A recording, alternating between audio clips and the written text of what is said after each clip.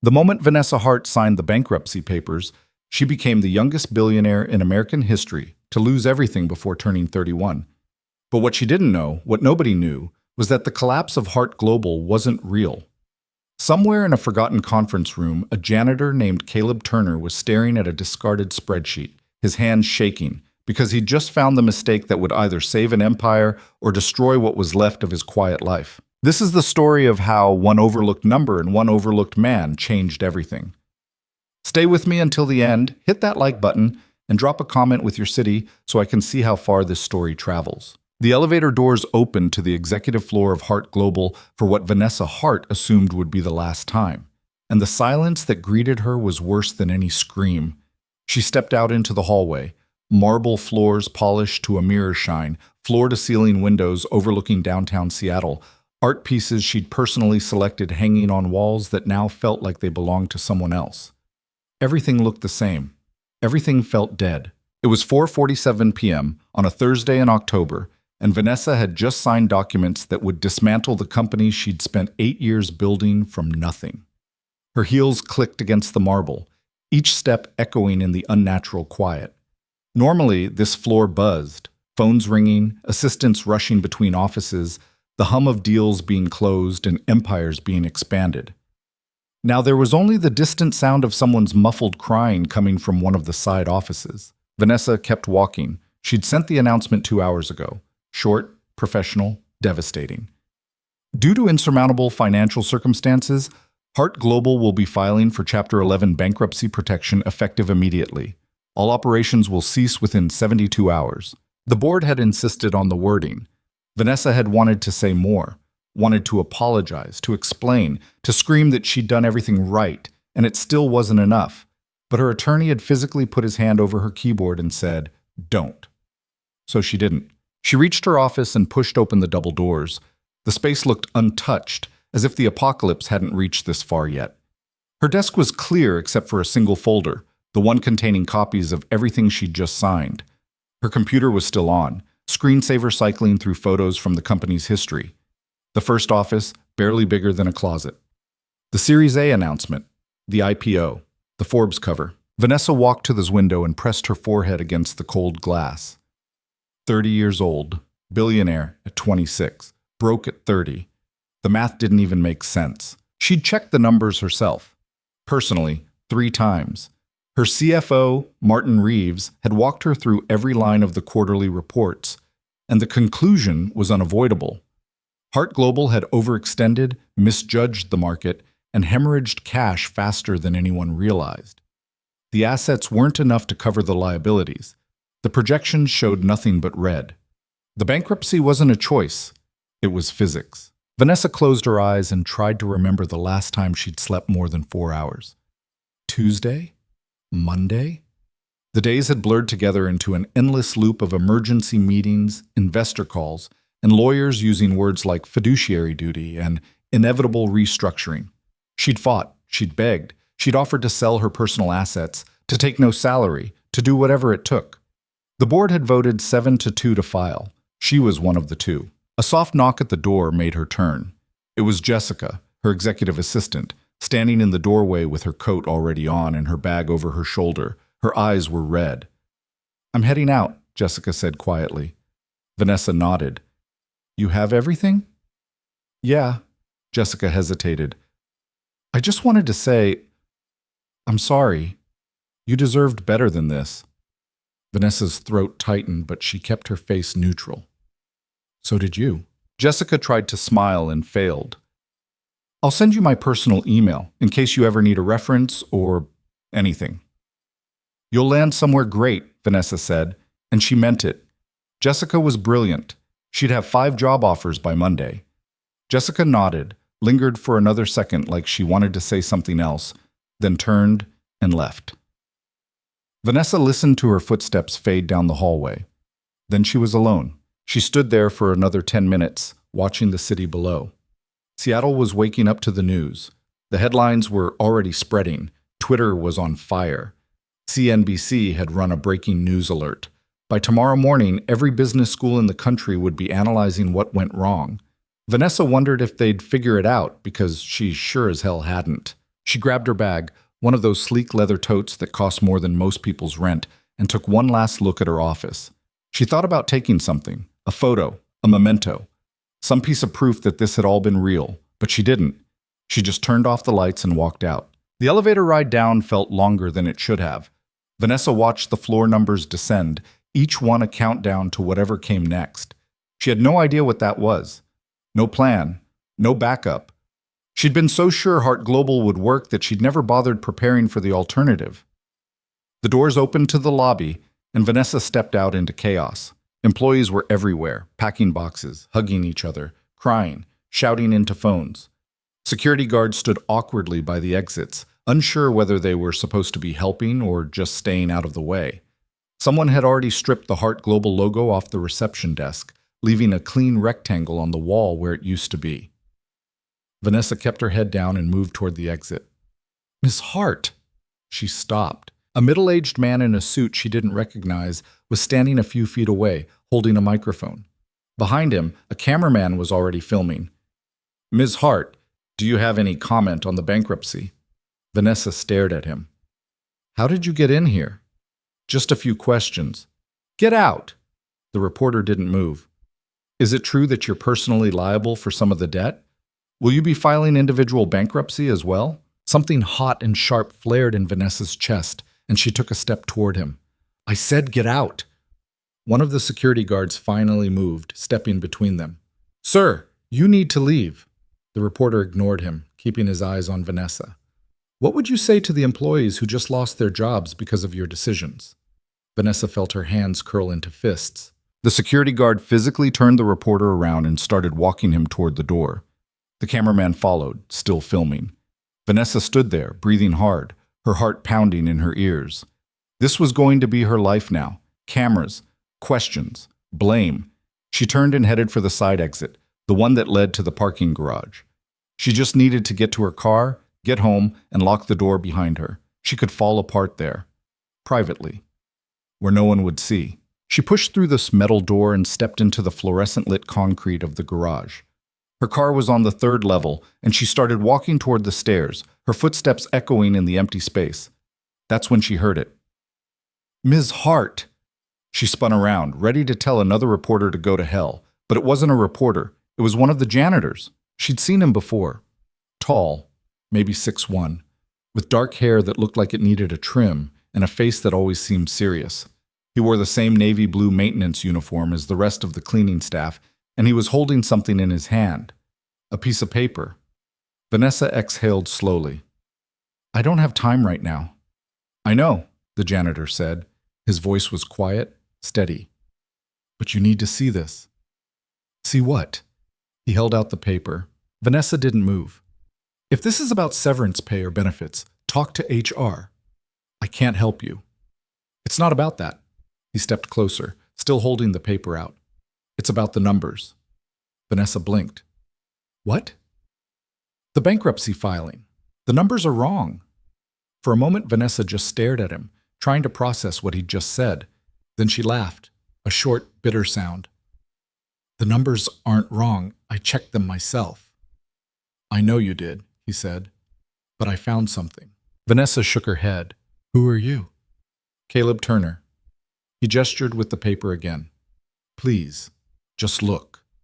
Vanessa should have walked away. She should have told him he was wasting her time, that the bankruptcy had been reviewed by the CFO, the board, 3 different law firms, and 2 independent auditors. She should have kept walking to her car and driven home. But there was something in his voice, something calm and certain that made her stop. She took the paper. It was a printout of a spreadsheet, one of the quarterly financial reports. Vanessa recognized it immediately. She'd seen this exact document a dozen times over the past month. "What am I looking at?" she asked. Caleb stepped beside her and pointed to a line near the middle of the page. "This number. Asset valuation for the Seattle Distribution Center." Vanessa frowned. "What about it?" "It's negative." "I know, that's why we're bankrupt." "But it shouldn't be negative," Caleb said. "I've been cleaning that building for 2 years. I've seen the inventory reports. The place is packed. There's no way it's worth negative $42 million. Vanessa looked at him. "You read inventory reports?" "Sometimes," he shrugged. They leave them out. I have time between shifts. Vanessa looked back at the spreadsheet. The number was there, clear as day. Negative 42 million. She'd seen it. Martin had explained it. It was an accounting adjustment based on projected depreciation, and she stopped. Wait. She pulled out her phone and opened her email, scrolling through until she found the raw data file the finance team had sent her last week. She opened it, pulled up the same line item, and stared. Positive 42 million. Her stomach dropped. No, she whispered. Caleb didn't say anything. Vanessa's hands were shaking as she cross-referenced the numbers. The raw data file showed the distribution center as a $42 million asset. The report she was holding showed it as a $42 million liability, an $84 million difference. This has to be a typo, Vanessa said, but her voice sounded distant, like it was coming from someone else. Maybe, Caleb said, but if it's in this report, it might be in the others too. Vanessa looked up at him. Why are you showing me this? Caleb met her eyes. Because I don't think you should have signed those papers. Vanessa's mind was racing. If this number was wrong, if just this one number was wrong, then the entire financial model was wrong, the projections, the bankruptcy recommendation, everything. I need to make a call, she said. Caleb nodded and stepped back. Vanessa dialed Martin Reeves, her CFO. It rang 4 times before he picked up. Vanessa. He sounded tired. I'm in the middle of, Where are you right now? Home. Why? Get back to the office. Now. There was a pause. What's going on? I found a mistake in the financial reports. Martin's voice shifted, became sharper. What kind of mistake? The distribution center valuation. It's showing as negative 42 million in the quarterly report, but the raw data has it as positive 42 million. Silence. Martin. That's not possible, he said slowly. We reviewed those numbers 10 times. Then review them again. I'm looking at both files right now and they don't match. Vanessa, listen to me. You're under a lot of stress. This has been an incredibly difficult... Don't, Vanessa snapped. Don't tell me I'm stressed. I'm telling you there's a discrepancy, and I need you to check it. Martin exhaled. Fine, I'll come in. But Vanessa, even if there is an error, it's not going to change the overall picture. We're still... Just get here. She hung up. Caleb was still standing a few feet away, watching her. Thank you, Vanessa said. He nodded once. I hope I'm right. Me too. Vanessa turned and headed back toward the elevator. Her heart was pounding, her mind spinning through possibilities and implications and consequences. If Caleb was right, if this was a real mistake, then she'd just filed bankruptcy based on false information. The board would lose their minds. The lawyers would have to retract everything. The press would have a field day. But if he was wrong, she was about to humiliate herself in front of what was left of her team by dragging them back to the office to chase a janitor's hunch. She pressed the button for the executive floor and waited. The elevator doors opened and she stepped inside. As the doors closed, she caught one last glimpse of Caleb Turner, standing alone in the parking garage, holding that printed spreadsheet like it was evidence at a crime scene. Maybe it was. Vanessa waited in this conference room on the executive floor, the same room where the board had voted to file bankruptcy 6 days ago. The lights were too bright.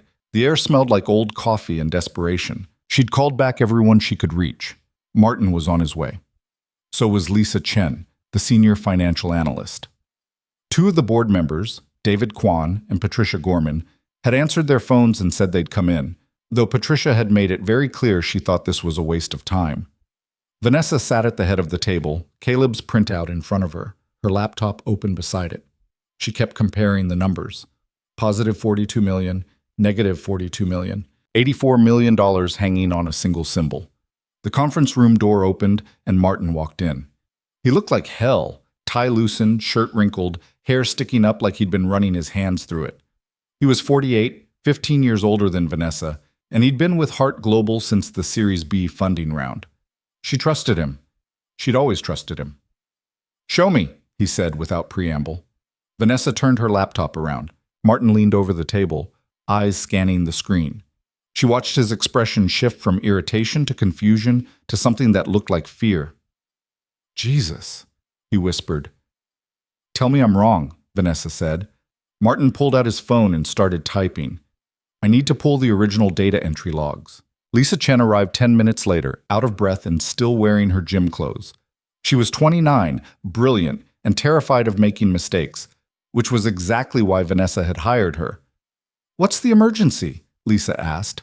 Martin didn't look up from his laptop. We have a potential data entry error in the Q3 asset valuation. Lisa's face went pale. What? The Seattle Distribution Center, Vanessa said. Check your records. Lisa sat down and opened her own laptop, fingers flying across the keyboard. The room went silent except for the clicking of keys. Vanessa glanced at the door. Still no sign of the board members. Got it, Lisa said suddenly. I'm looking at the original entry from August 15th. And? Martin asked. Lisa's voice was barely above a whisper. It's positive 42.3 million. Martin closed his eyes. Vanessa felt something cold settle in her chest. How does a positive become a negative? Someone transposed it during the consolidation, Lisa said, her voice shaking. Look, here's the original asset sheet, positive 42.3. But when it got pulled into the master file, she trailed off, staring at her screen. It flipped, Martin finished. How is that possible? Vanessa demanded. We have checks for this. We have protocols. The consolidation is semi-automated, Lisa said. We pull data from 12 different sources and merge them into the master file. If someone manually adjusted a cell during the merge and accidentally added a negative sign, it would propagate through every subsequent report, Martin said quietly. Vanessa stood up. Pull every report we've generated in the last 3 months. Cross-reference them against the source data, every single line item. Lisa nodded and started typing. Martin looked at Vanessa. Even if this one number is wrong, it doesn't necessarily mean, do it anyway. He nodded. The door opened and David Kwan walked in. He was 62, one of the original investors, and the only board member who'd voted against the bankruptcy filing. He looked at the three of them and immediately knew something was wrong. What's going on? He asked. Vanessa gestured to the laptop.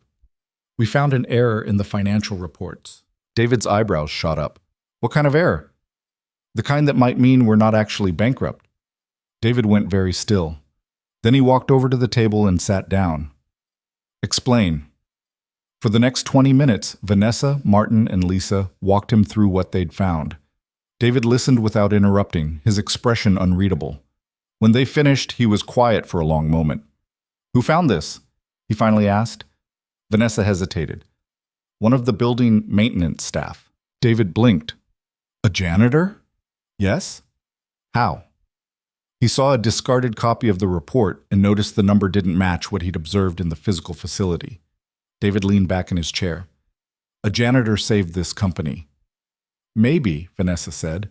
We don't know the full extent yet. Where is he now? I don't know. David pulled out his phone. Find him. I want to meet him. Patricia Gorman arrived 30 minutes later, and by then Lisa had finished cross-referencing half the reports. The news wasn't good. The error hadn't just affected the distribution center valuation.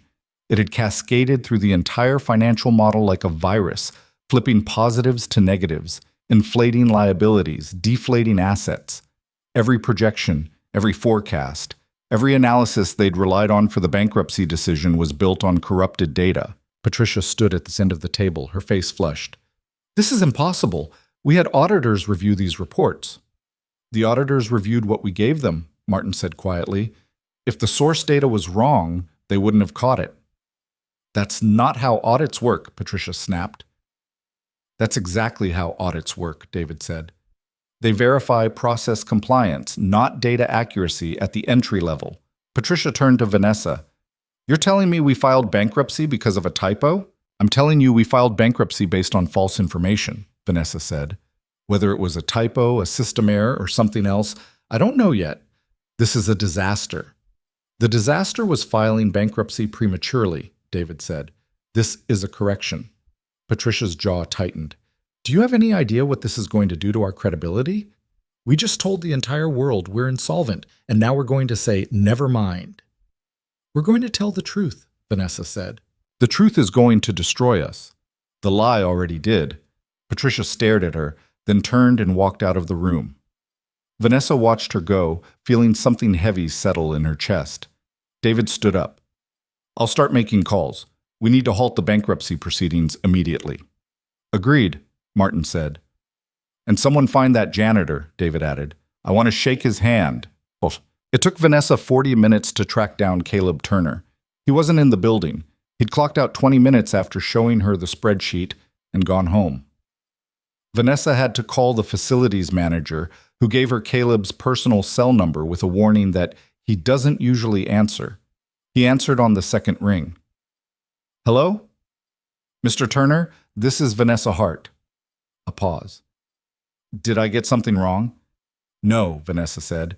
You got something very, very right. Where are you? Home. Why? I need you to come back to the office.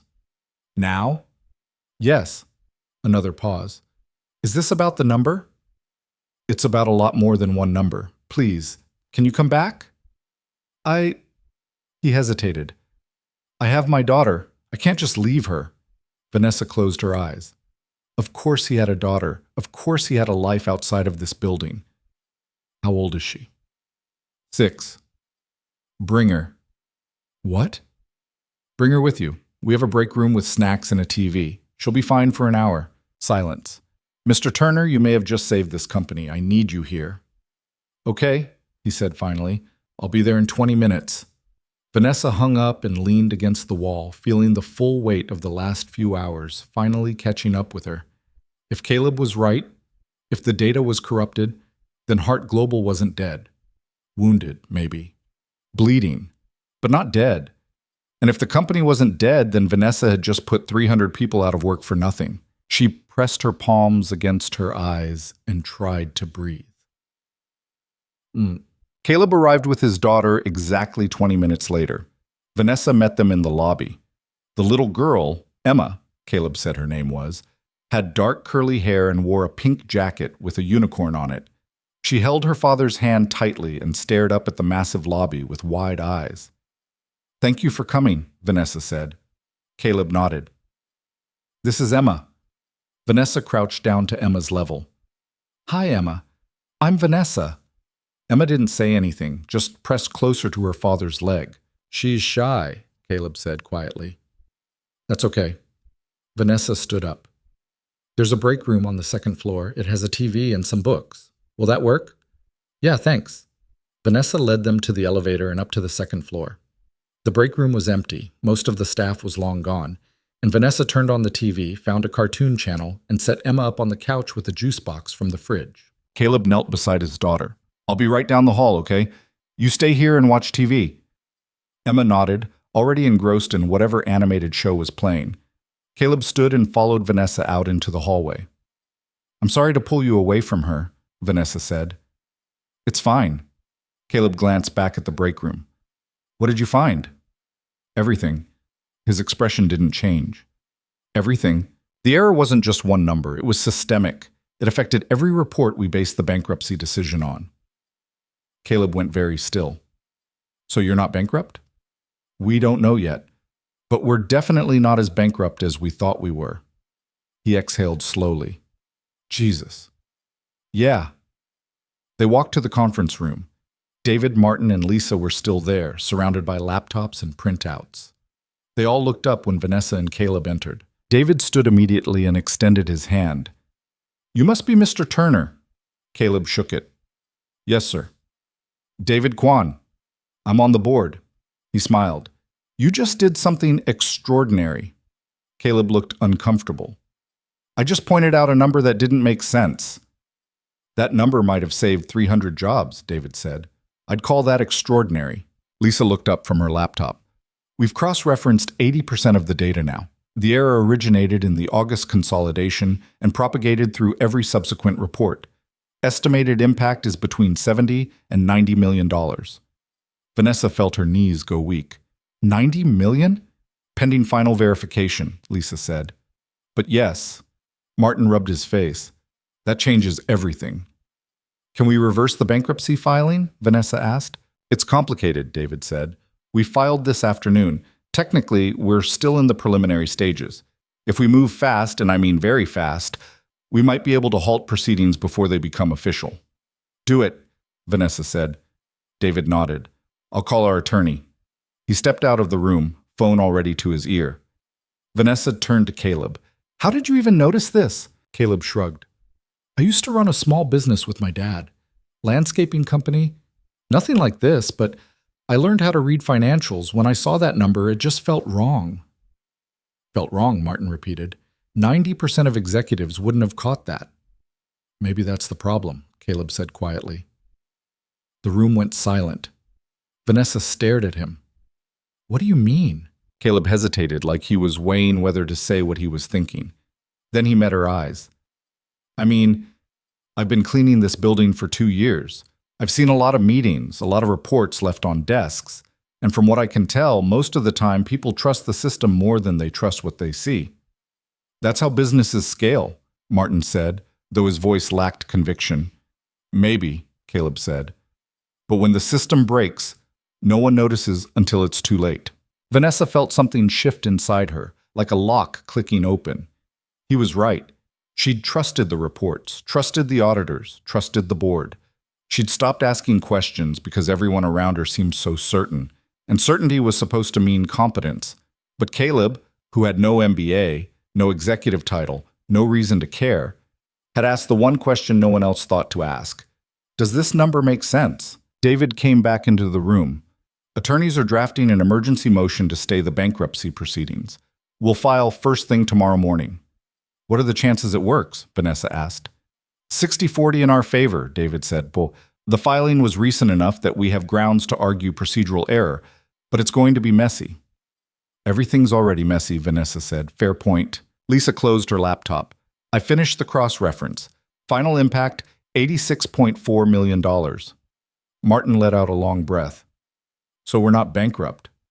We're still in trouble, Lisa said. But we're operational. Barely. Vanessa looked around the room, at David, at Martin, at Lisa, at Caleb, and felt the full weight of what had almost happened. She'd almost destroyed this company because she didn't ask the right questions. We need to tell the staff, she said. Martin frowned. Tell them what? We don't have a full plan yet. We tell them the truth. The bankruptcy filing was based on incorrect data. We're reviewing the situation and we'll have more information within 48 hours. That's going to create chaos, Martin said. The chaos is already here, Vanessa said. At least this way, they'll know we're fighting. David nodded. I agree. Send the message tonight. Vanessa pulled out her phone and started typing. Bachat. The email went out at 9:47 p.m. By 10:15, Vanessa's phone was ringing non-stop. She ignored most of the calls and focused on the ones that mattered. Key investors, senior staff, a few board members who hadn't been in the loop yet. Each conversation was some variation of the same shocked question. How did this happen? Vanessa gave them the same answer every time. We're still figuring that out. By midnight, she was alone in her office again. The building was quiet. Even the fluorescent hum seemed muted.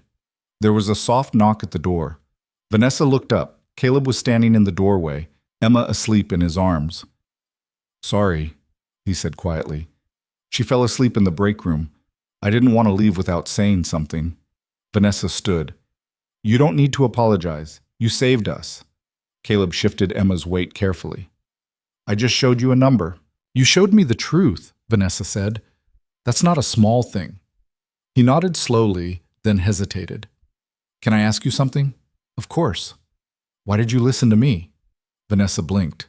What? I'm a janitor, Caleb said.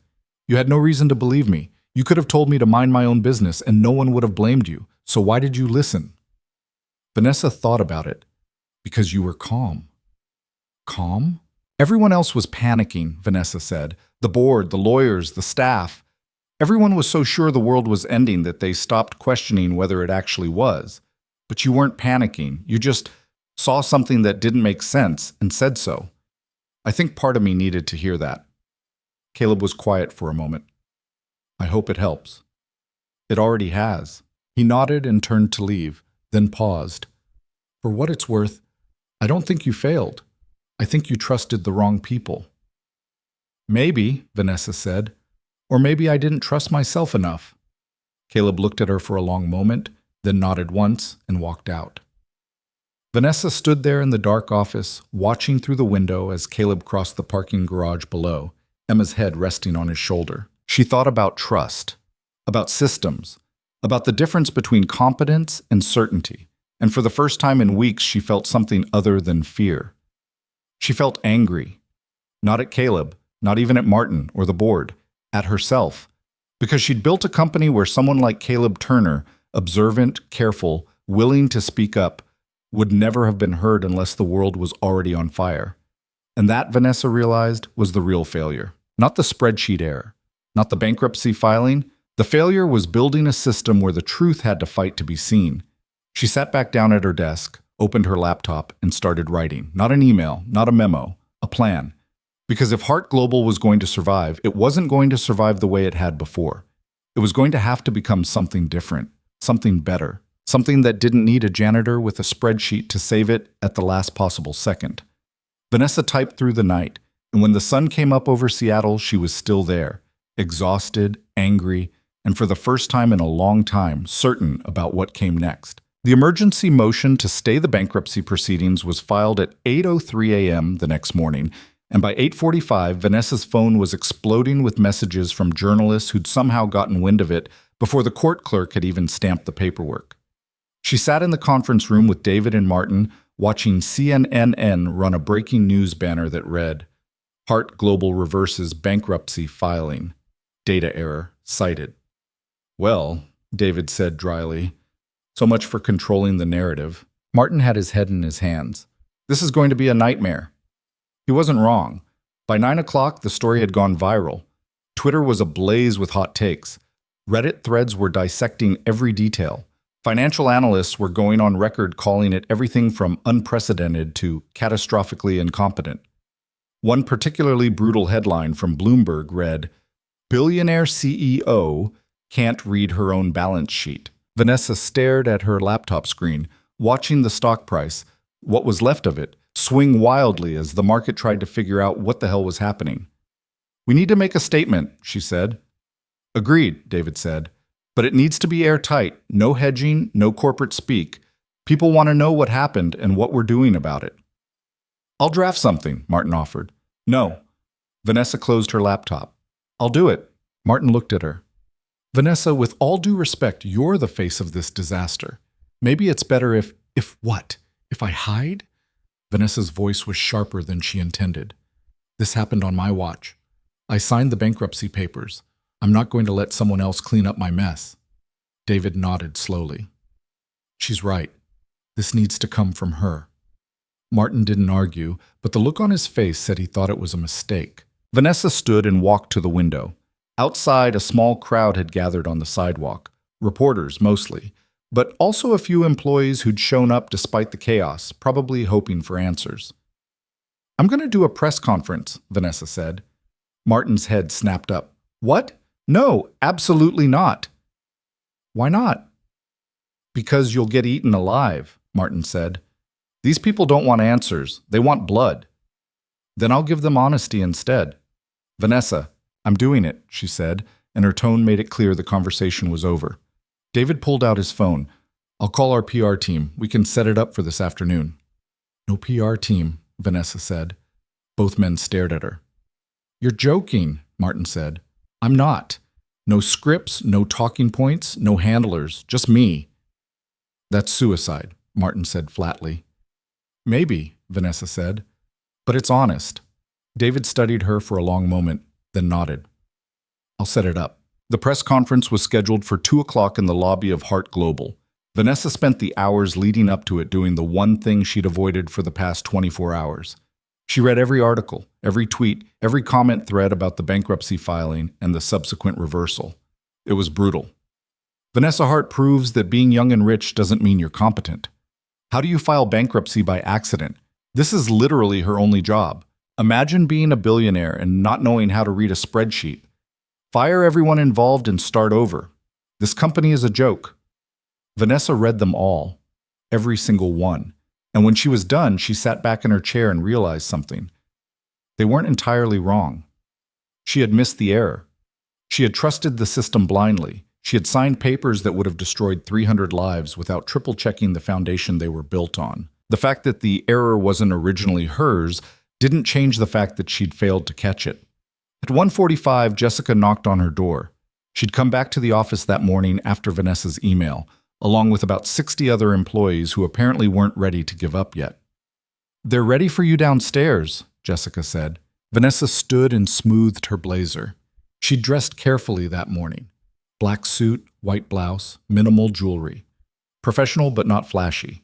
She needed to look like someone who understood the gravity of what had happened. "How bad is it down there?" Vanessa asked. Jessica hesitated. "There are a lot of cameras." "Great." They took the elevator down together. Jessica didn't say anything, but Vanessa could feel her nervous energy radiating in the small space. When the doors opened to the lobby, Vanessa's stomach dropped. There were at least 40 reporters crammed into the space, cameras and microphones pointed at a small podium that had been set up near the reception desk. The energy in the room was predatory. Vanessa took a breath and walked to the podium. The noise didn't stop. Questions were already being shouted before she even reached the microphone, but she waited until she was standing behind it to speak. "Thank you for coming," she said, and her voice echoed through the lobby. The shouting quieted slightly. "I'm going to make a short statement, and then I'll take questions." She looked down at the podium. She'd brought notes, but now, standing in front of all these people, she realized she didn't need them. Yesterday afternoon, Hart Global filed for Chapter 11 bankruptcy protection. This morning, we filed an emergency motion to stay those proceedings. I want to explain why. The room was completely silent now. The bankruptcy filing was based on financial reports that contained a significant data entry error. This error was not caught during our internal review process, nor was it caught by our external auditors. The mistake originated during a routine data consolidation in August and propagated through every subsequent financial report we generated. Vanessa paused, making eye contact with as many reporters as she could.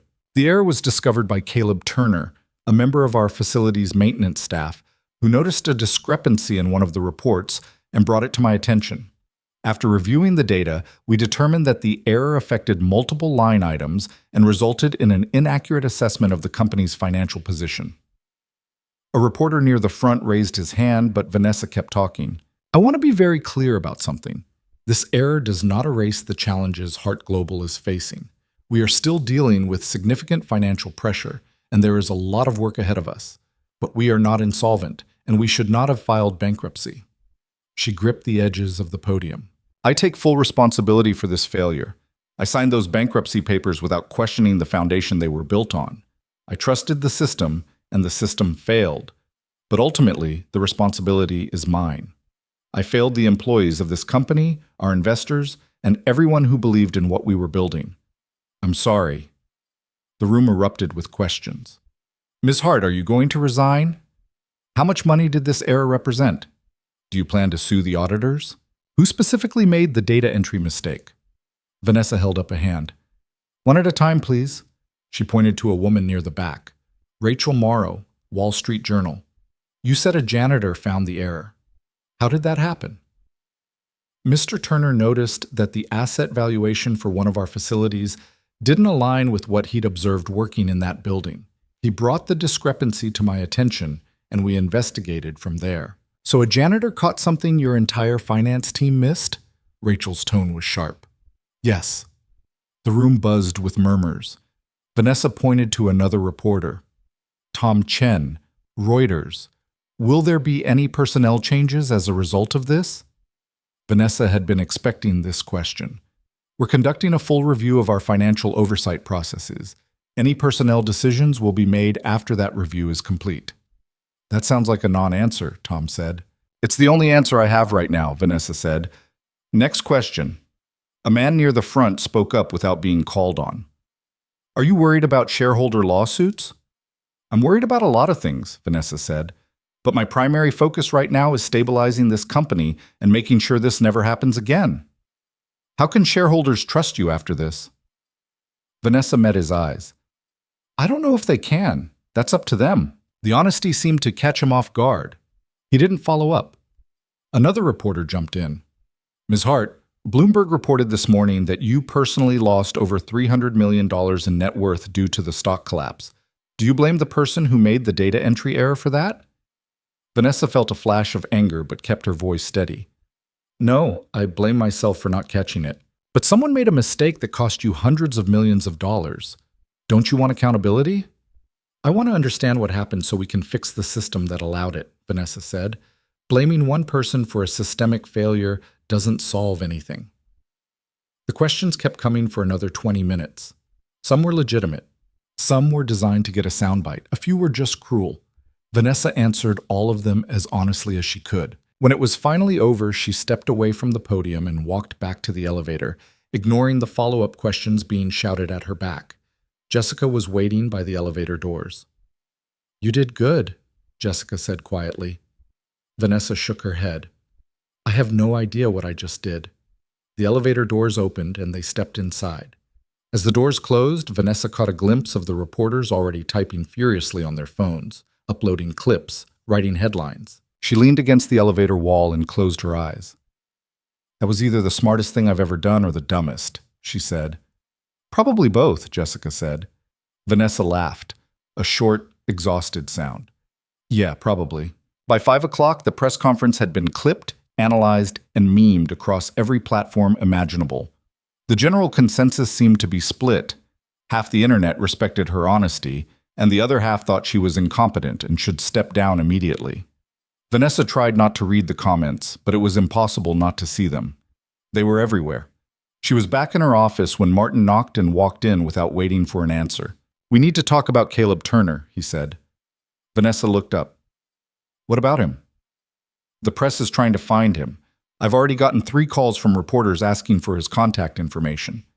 Vanessa's stomach tightened. You didn't give it to them, did you? Of course not, but he's going to get dragged into this whether we like it or not. Martin sat down across from her.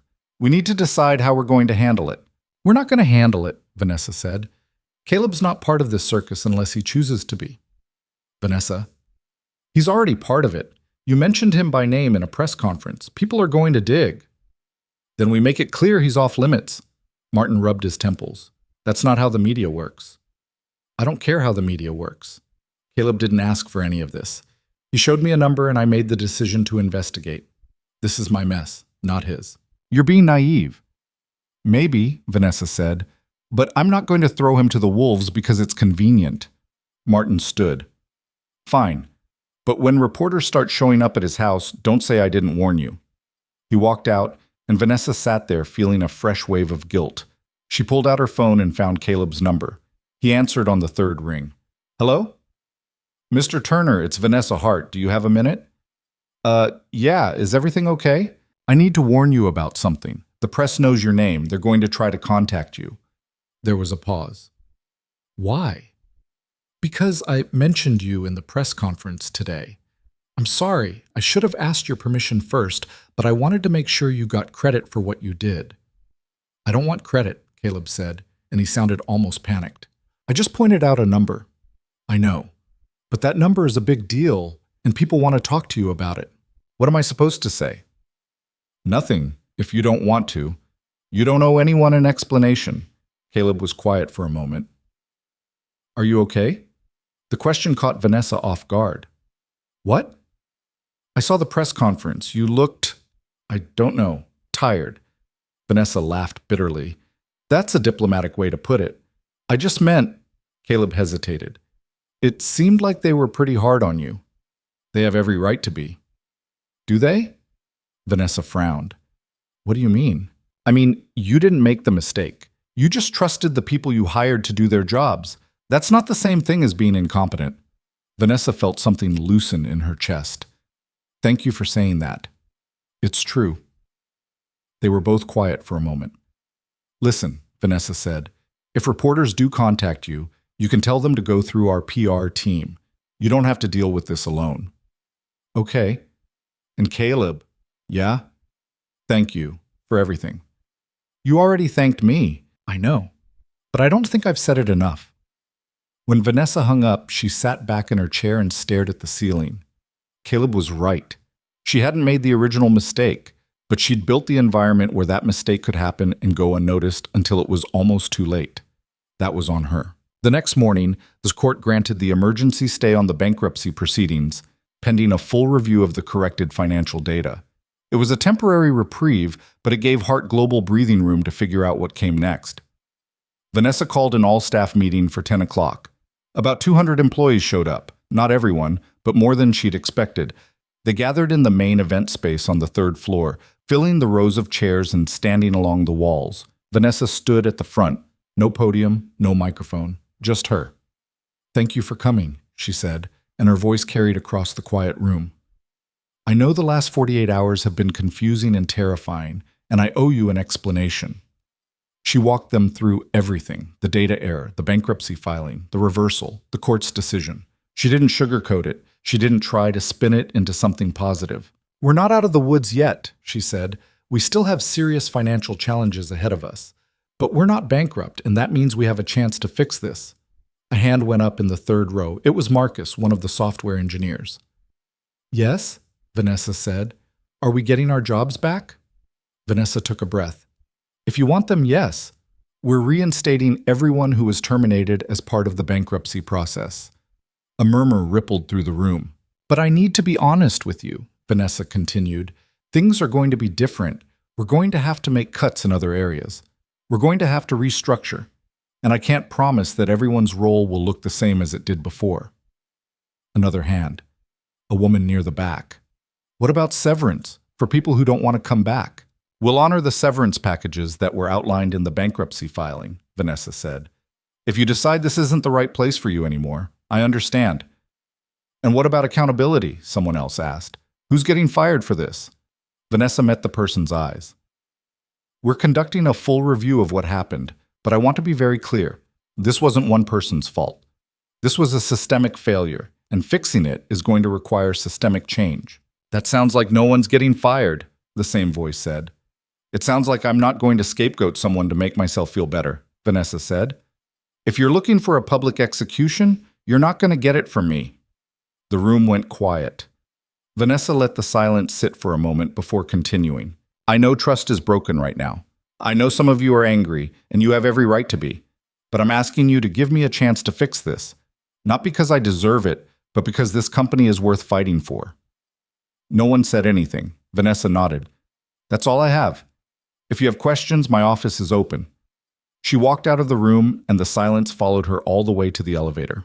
Later that afternoon, Vanessa sat down with Lisa Chen and 2 other members of the finance team to start the process of unwinding the mess. "We need to identify how the error happened," Vanessa said, "not to assign blame, but to make sure it doesn't happen again." Lisa pulled up a detailed timeline on her laptop. "The original data entry was done by an external contractor we hired during the summer to help with the backlog. The contractor entered the asset valuation correctly, but when the data was pulled into our master consolidation file, the sign flipped." "How?" Vanessa asked. "It looks like a manual override during the merge process. Someone adjusted the cell, and the negative sign was added, probably accidentally." "Who did the override?" Lisa hesitated. "Me." The room went still. Vanessa looked at her. "You?" Lisa's face was pale. "I was cleaning up formatting inconsistencies in the master file. I didn't realize I'd changed the value. I was trying to make the columns line up." Her voice cracked, and she pressed her hands to her face. "I'm so sorry," she whispered. "I didn't mean to. I didn't know." Vanessa held up a hand. "Lisa, look at me." Lisa lowered her hands, eyes red. "This is not your fault," Vanessa said. "But You made a mistake. A mistake that should have been caught by multiple layers of review and didn't because our systems are broken." Vanessa leaned forward. "You're not getting fired. You're not getting blamed. Do you understand me?" Lisa nodded, tears streaming down her face. "But I need you to help me fix this," Vanessa continued. "I need you to help me build a system where this can't happen again." Lisa wiped her eyes. "Okay?" "Okay." The meeting continued for another 2 hours, mapping out every point where the error should have been caught and wasn't. By the end, they had a list of 17 different process failures. Vanessa stared at the list and felt a deep, bone-tired exhaustion settle over her. This was going to take months to fix, maybe years, but at least now she knew where to start. That evening, Vanessa was still in her office when there was a knock at the door. She looked up, expecting Jessica or Martin. It was Caleb. He stood in the doorway, wearing his maintenance uniform, looking uncomfortable. "Sorry," he said. "I didn't mean to bother you." "You're not bothering me," Vanessa said. "Come in." Caleb stepped inside, but didn't sit down. "I just finished my shift. I wanted to check if everything was okay." Vanessa almost laughed. Define okay. Fair point. Caleb shifted his weight. "I saw the news. They're being pretty rough on you." "Yeah. For what it's worth, I don't think you deserved that." Vanessa looked at him. "Why not?" "Because you're trying to fix it. Most people would have just blamed someone else and moved on. Maybe that would have been smarter." "Maybe," Caleb said. "But it wouldn't have been right." They stood there in silence for a moment. "Can I ask you something?" Vanessa said. "Sure." "Why did you come back? After you showed me the error, you could have just walked away. You didn't owe me anything." Caleb thought about it. "My daughter, Emma." Vanessa frowned. "What about her?" "She asked me what I did at work today, and I told her I helped someone. She asked if it was important, and I said I thought it was." He looked at Vanessa. "I wanted that to be true." Vanessa felt a lump form in her throat. "It was true," she said quietly. "You helped more than you know." Caleb nodded. "Good." He turned to leave, then stopped. "One more thing." "Yeah? You asked people to give you a chance to fix this. I think you should give yourself the same chance." Before Vanessa could respond, he was gone. She sat there alone in the dark office, staring at the empty doorway, and let herself cry for the first time in 3 days. The crying stopped after 10 minutes, but Vanessa stayed in her office until nearly midnight, staring at the list of 17 process failures that had led to the collapse that almost was. She'd printed it out and taped it to the wall beside her desk, a reminder that good intentions and smart people weren't enough if the system itself was rotten. She drove home in silence. No music, no podcasts, just the hum of the engine and the sound of her own thoughts circling like vultures. Her apartment felt too big and too empty when she walked in. She'd bought it during the Series B, 3,000 square feet overlooking Elliott Bay, floor-to-ceiling windows, custom everything. It had felt like an achievement then. Now it just felt lonely. She made coffee she didn't drink and sat on the couch scrolling through news articles until her eyes burned. Most of them were rehashing the same story. Billionaire CEO nearly destroys company because she can't read a balance sheet. A few were more generous, framing it as a cautionary tale about over-reliance on automation and the dangers of corporate groupthink. None of them mentioned that she'd spent the last 72 hours trying to fix it. Vanessa set her phone down and leaned back against the cushions. Caleb's words kept replaying in her head. "You should give yourself the same chance." Easy for him to say. He wasn't the one whose face was plastered across every business publication in the country with headlines calling her incompetent, but he also wasn't wrong. She fell asleep on the couch and woke up at 6 with a stiff neck and the distant sound of her phone ringing. She grabbed it without looking at the caller ID. "Hello? Vanessa, it's David. We have a problem." She sat up, already reaching for her laptop. "What kind of problem?" "Patricia Gorman is calling for an emergency board meeting. She wants a vote of no confidence." Vanessa's stomach dropped. "When?"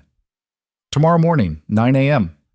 "She can't do that. We're in the middle of—" "She absolutely can do that," David said. "And she has the support of at least 3 other board members. Maybe 4.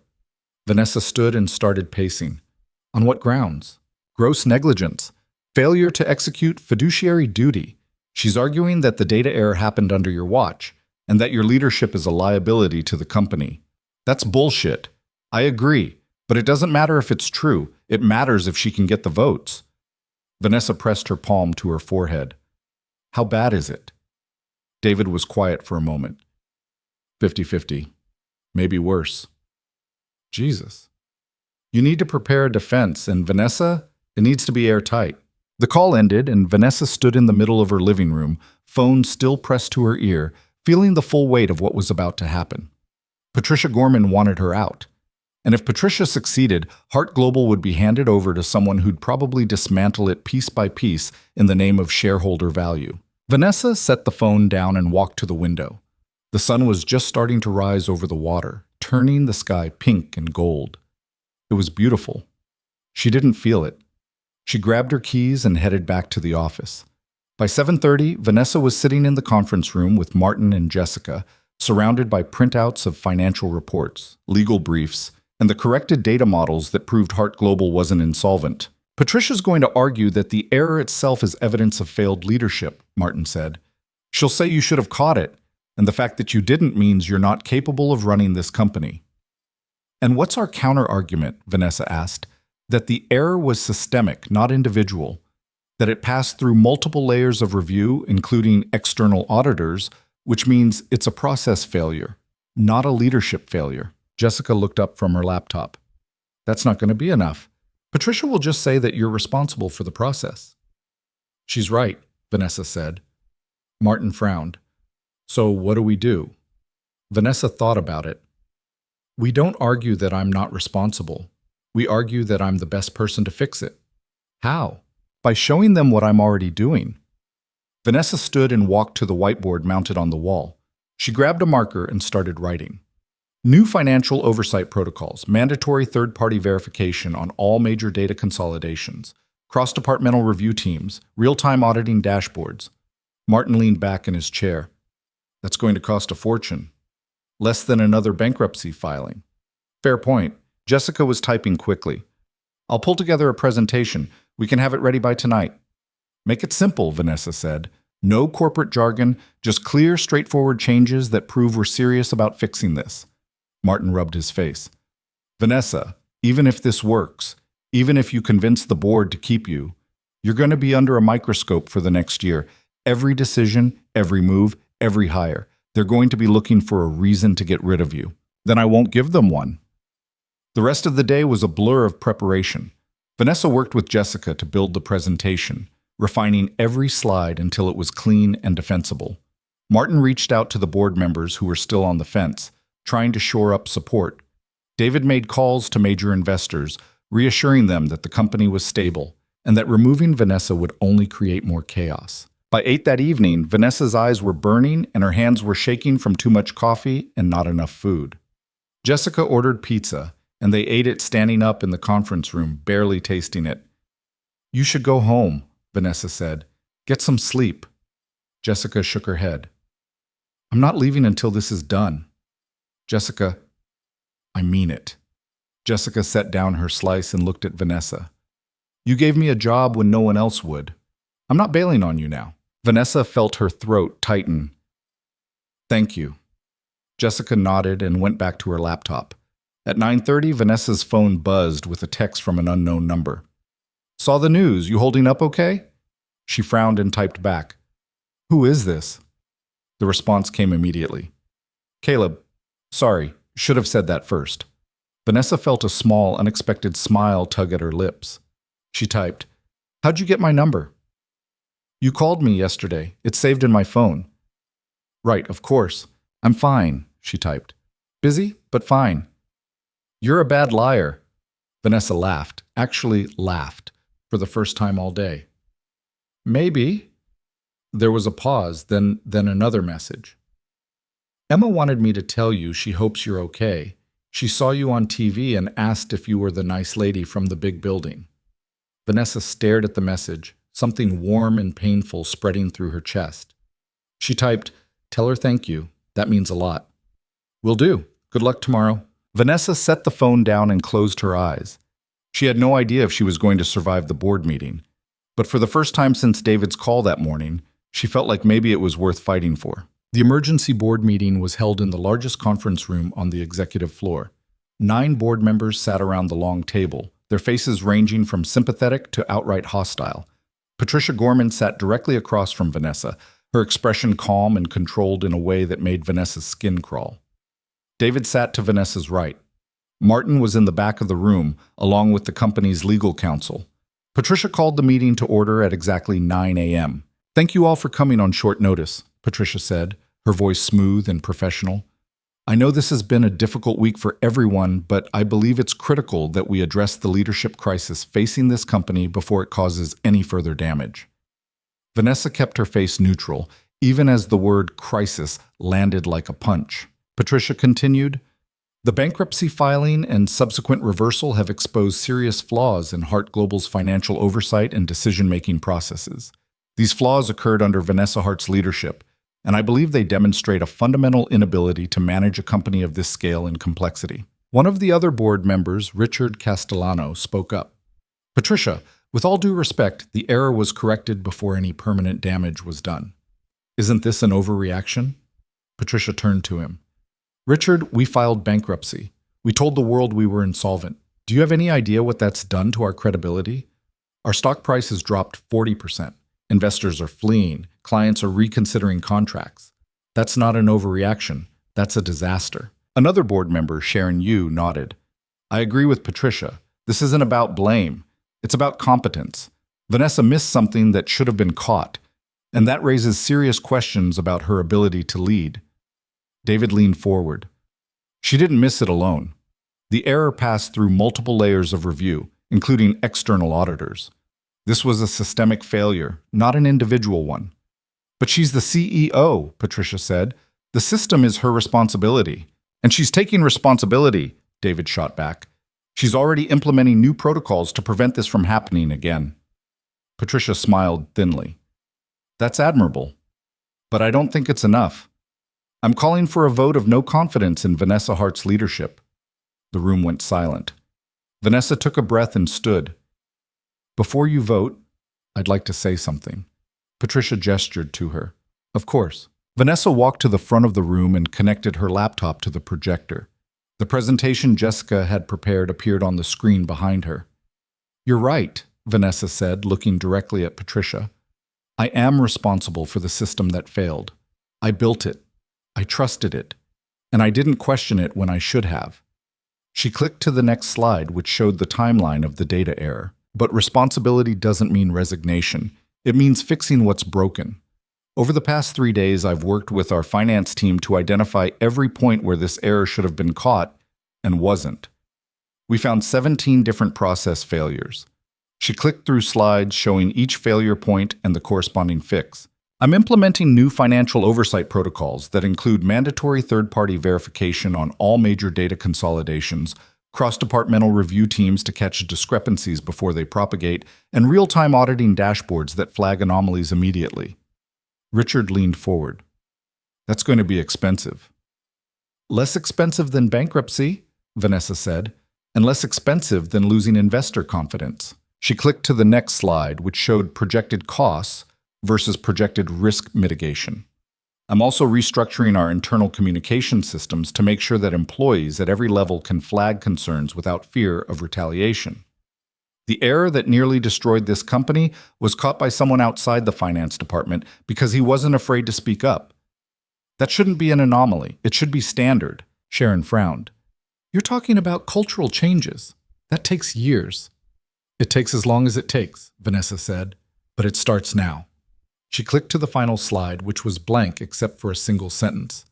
"Trust is earned through action, not promises." Vanessa turned to face the board. "I'm not asking you to trust me because of what I've done in the past. I'm asking you to give me the chance to prove that I can fix this, and if I can't, then you can vote me out 6 months from now with a clear conscience." Patricia's expression didn't change. "That's a nice speech, Vanessa, but speeches don't change the fact that you failed." "You're right," Vanessa said. "I did fail, but firing me isn't going to undo that failure. It's just going to create more instability at a time when this company can't afford it." David spoke up. "Vanessa's leadership has brought this company from a startup to a billion-dollar valuation. One mistake doesn't erase that." Patricia turned to him. "One mistake? David, she filed bankruptcy based on false information. That's not a mistake, that's negligence." "It's a mistake," Vanessa said, her voice sharp. "And I'm owning it. But if you want to fire me because it makes you feel better, go ahead. Just know that you'll be handing this company to someone who doesn't know it as well as I do and who doesn't care about it as much as I do." The room was silent. Patricia stood. "I'd like to call for a vote." David looked at Vanessa, his expression unreadable. She nodded. "All in favor of removing Vanessa Hart as CEO?" Patricia said. 4 hands went up. Patricia, Sharon, Richard, and another board member named Kenneth Liu. Vanessa's heart sank.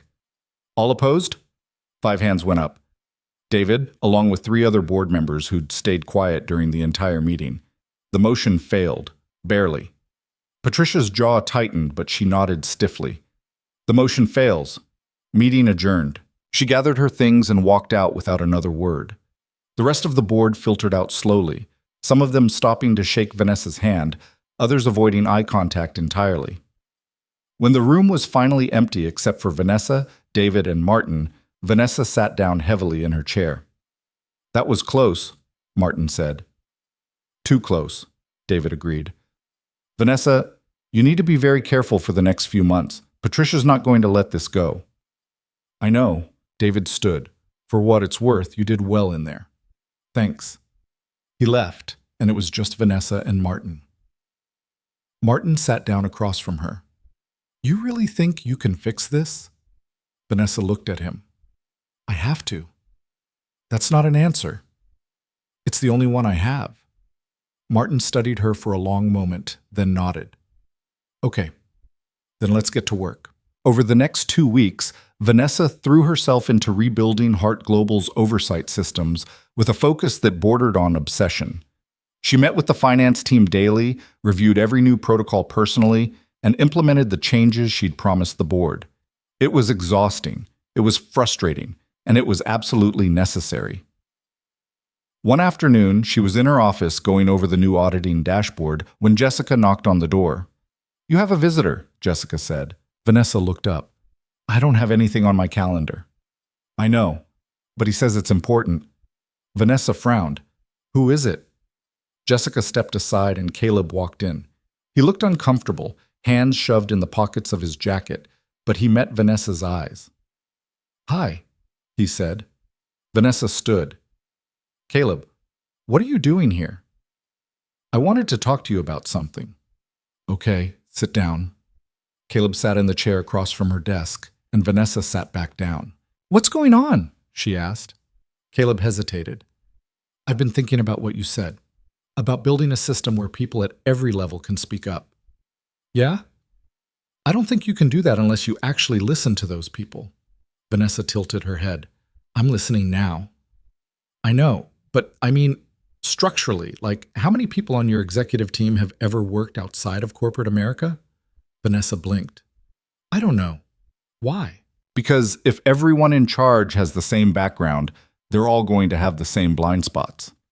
Caleb leaned forward slightly. I used to run a landscaping business with my dad. It was small, just the 2 of us and a couple of seasonal guys. But I learned how to read people and how to spot when something wasn't adding up. That's how I caught the error. Not because I'm smarter than your finance team, but because I was looking at it differently. Vanessa felt something click in her mind. You're saying I need more people like you. I'm saying you need more people who think differently than you do.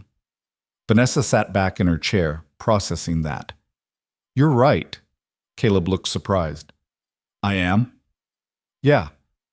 I've been so focused on fixing the technical systems that I didn't think about the people running them. So what are you going to do about it? Vanessa looked at him. I'm going to offer you a job. Caleb's eyes widened. What? I'm creating a new role. Internal oversight. Your job would be to review financial reports, flag inconsistencies, and challenge assumptions. Basically do what you did with the bankruptcy filing, but full-time. Caleb shook his head. Vanessa, I'm not qualified for that. You caught an $86 million error that an entire finance team missed. I'd say you're qualified. I don't have a degree. I don't have experience in corporate finance. I'm a janitor. You were a janitor, Vanessa said. Now you're someone who saved a company. Caleb stared at her. I don't know what to say. Say yes. He was quiet for a long moment. What about Emma? I can't work the kind of hours you do. Then don't. We'll make it work. Flexible schedule, remote options, whatever you need. Caleb looked down at his hands. Why are you doing this? Because you were right, Vanessa said. I need people who aren't afraid to tell me when something doesn't make sense. And I need people who care more about getting it right than about looking smart. Caleb met her eyes. I need to think about it. Fair enough. Take your time. He stood, and Vanessa walked him to the door. "Caleb?" He turned. "Thank you for coming here, for being honest." He nodded. "Anytime." When he left, Vanessa stood in the doorway for a moment, feeling something shift inside her. This was what fixing the system actually looked like. Not just new protocols and dashboards, but new voices, new perspectives, new ways of seeing the same old problems. She walked back to her desk and pulled up the organizational chart for Hart Global. Then she started making notes about where else the company needed people who thought differently. It was going to take time. It was going to be uncomfortable. But for the first time since the collapse, Vanessa felt like she was building something that might actually last. 3 days after Vanessa offered him the job, Caleb called her back. "I'll do it," he said. No preamble, no hesitation. "But I have conditions." Vanessa was in the middle of a budget meeting with Martin and 2 department heads, but she stood and walked out into the hallway. "I'm listening." "I work 8 to 4, Monday through Friday. No exceptions.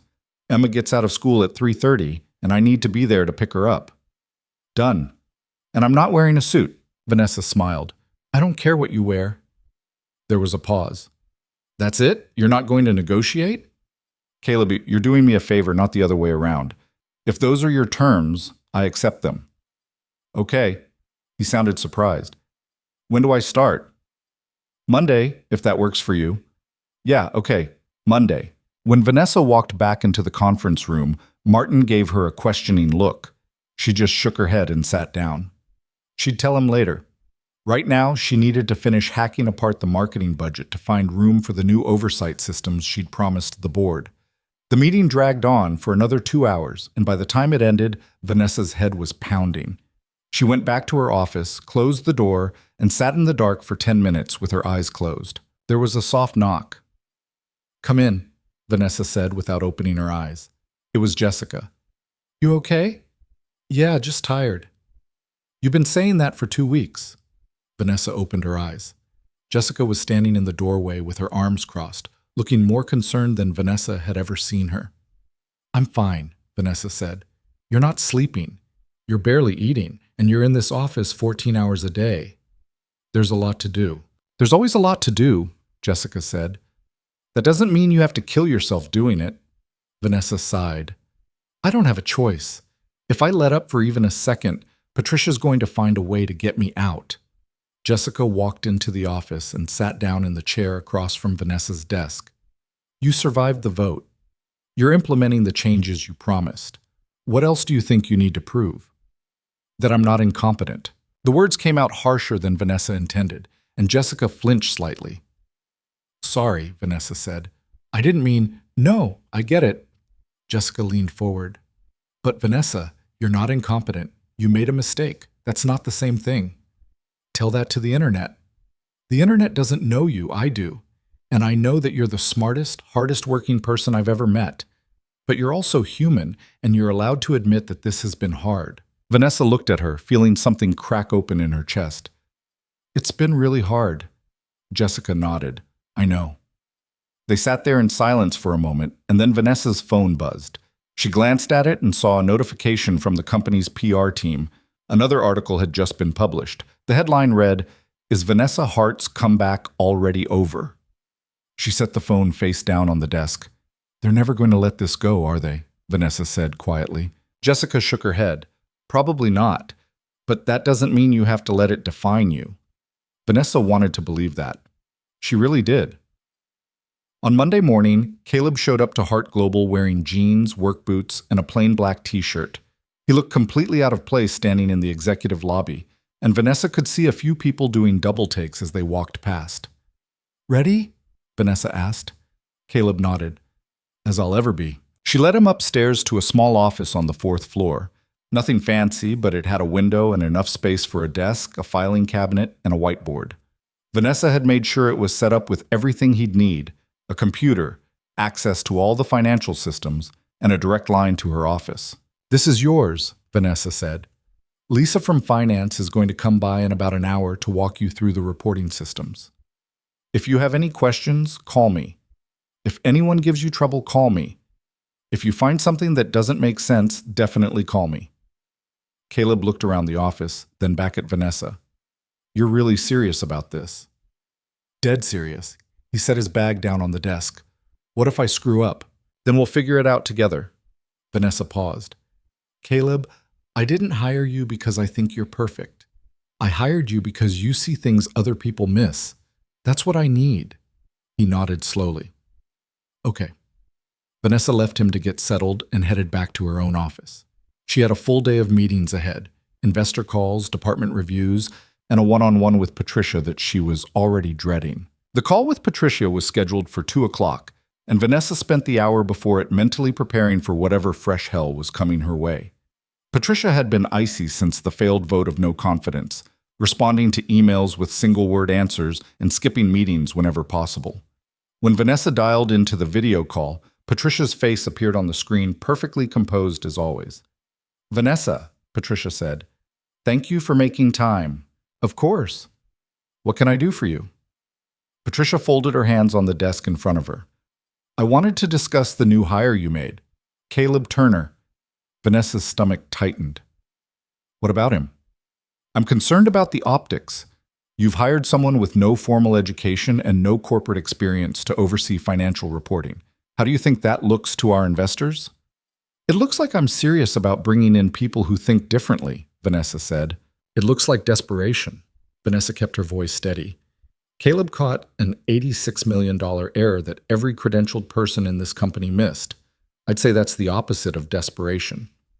Patricia's expression didn't change. One lucky catch doesn't qualify someone to hold a position of oversight. It wasn't luck. It was observation. And that's exactly the skill set we need right now. I disagree. And I'm not the only one. Patricia leaned forward slightly. Several board members have expressed concern about this hire. They feel it undermines the credibility we're trying to rebuild. Vanessa felt her jaw tighten. Which board members? That's not important. It is to me, Patricia sighed. Vanessa, I'm not trying to undermine you. I'm trying to help you see that this decision is going to create problems. The decision has already been made. Then I hope you're prepared to defend it. The call ended and Vanessa sat there staring at the blank screen, anger simmering just beneath her skin. She picked up her phone and texted David. Patricia's already coming after Caleb. We need to talk. David's response came immediately. My office. Now. Vanessa grabbed her laptop and headed downstairs. David's office was smaller than hers, but meticulously organized, every surface clear except for a single stack of files and a coffee mug that read World's Okayest Investor. Close the door, David said. Vanessa did. Patricia called me 20 minutes ago, David said. She wants to bring the Caleb hire to the next board meeting for review. She can't do that. She can, and she will.